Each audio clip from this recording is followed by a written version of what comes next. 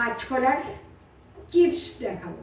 একটা বাটিতে একটু হলুদ, একটু হাফ চামচের মতো নুন দিলাম, ব্যাস এরা। এই যে এরকম একটু মোটা করে কাটলাম, এই যে আপনাদের দেখাচ্ছি, এইভাবে আমি কাটছি, এইভাবে কাটছি।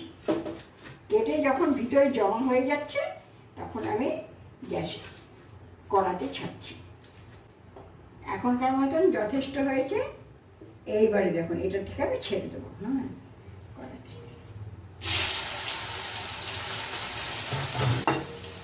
এই যে প্রায় ভাজা হয়ে এসছে। এবার আমি নুন জলটা দেবো, নুন হলুদ জল 1 চামচ ব্যাস।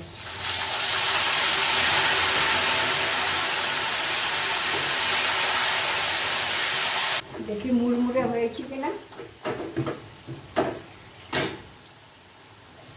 হ্যাঁ, একদম মুড়মুড়ে হয়ে গেছে। এই যখন লালচে ভাব হয়ে গেছে, একদম মুড়মুড়ে হয়ে গেছে।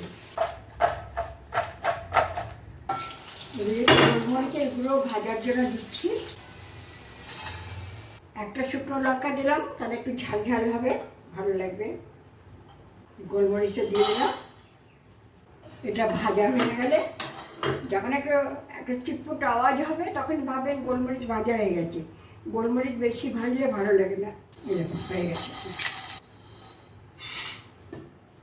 এই চিপসটার মধ্যে এই যে একটুখানি এই গোলমরিচ আর লঙ্কার গুঁড়ো করে রেখেছি, সেটা ছড়িয়ে দেবো, বিট নুনটা ছড়িয়ে দেবো, ব্যাস।